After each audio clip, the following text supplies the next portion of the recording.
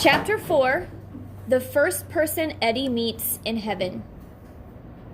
"Don't be afraid," the blue man said, rising slowly from his chair.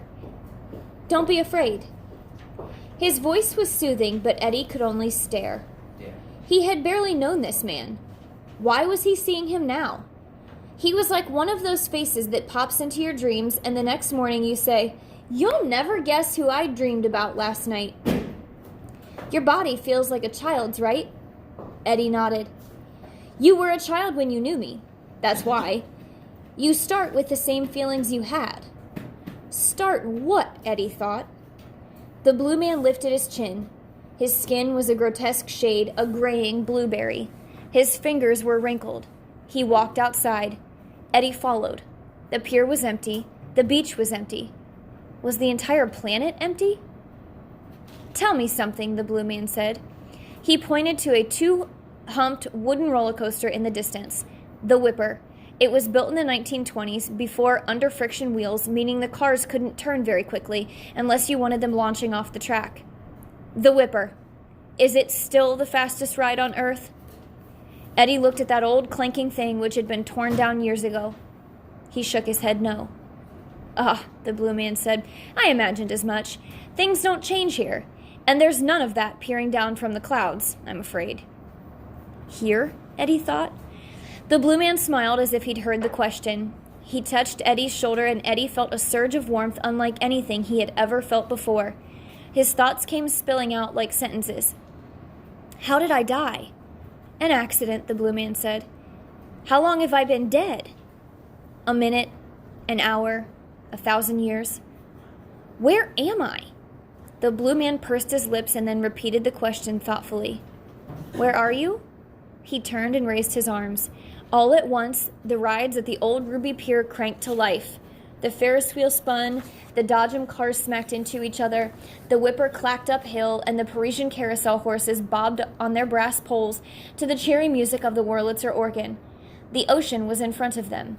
The sky was the color of lemons. "Where do you think?" the blue man asked. "Heaven." "No!" Eddie shook his head violently. "No!" The blue man seemed amused. "No, it can't be heaven," he said. "Why? Because this is where you grew up?" Eddie mouthed the word yes. "Ah," the blue man nodded. "Well, people often belittle the place where they were born. But heaven can be found in the most unlikely corners, and heaven itself has many steps. This, for me, is the second. And for you, the first." He led Eddie through the park, passing cigar shops and sausage stands and the flat joints where suckers lost their nickels and dimes. Heaven? Eddie thought. Ridiculous. He had spent most of his adult life trying to get away from Ruby Pier. It was an amusement park, that's all, a place to scream and get wet and trade your dollars for Kewpie dolls. The thought that this was some kind of blessed resting place was beyond his imagination. He tried again to speak, and this time he heard a small grunt from his chest. The blue man turned. "Your voice will come. We all go through the same thing. You cannot talk when you first arrive." He smiled. "Helps you listen." "There are 5 people you meet in heaven," the blue man suddenly said. "Each of us was in your life for a reason. You may not have known the reason at the time, and that is what heaven is for understanding your life on earth." Eddie looked confused. "People think of heaven as a paradise garden, a place where they can float on clouds and laze in rivers and mountains, but scenery without solace is meaningless. This is the greatest gift God can give you, to understand what happened in your life, to have it explained. It is the peace you have been searching for." Eddie coughed, trying to bring up his voice. He was tired of being silent. "I am your first person, Edward. When I died, my life was illuminated by 5 others, and then I came here to wait for you, to stand in your line, to tell you my story which becomes part of yours. There will be others for you too. Some you knew, maybe some you didn't, but they all crossed your path before they died, and they altered it forever." Eddie pushed a sound up from his chest as hard as he could. "Wait!" he finally croaked. His voice seemed to be breaking through a shell like a baby chick. "What killed?" The blue man waited patiently. "What killed you?" The blue man looked a bit surprised. He smiled at Eddie. "You did," he said. Today is Eddie's birthday. He is 7 years old, and his gift is a new baseball. He squeezes it in each hand, feeling a surge of power that runs up his arms. He imagines he is one of his heroes on the Cracker Jack collector cards, maybe the great pitcher Walter Johnson. "Here, toss it," his brother Joe says. They are running along the midway past the game booth where if you knock over 3 green bottles, you win a coconut and a straw. "Come on, Eddie," Joe says. "Share."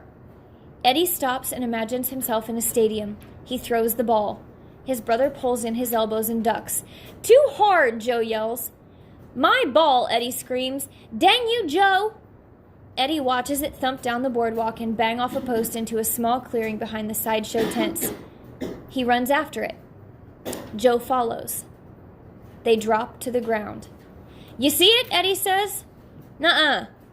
A whomping noise interrupts them. A tent flap opens. Eddie and Joe look up. There is a grossly fat woman and a shirtless man with reddish hair covering his entire body. Freaks from the freak show.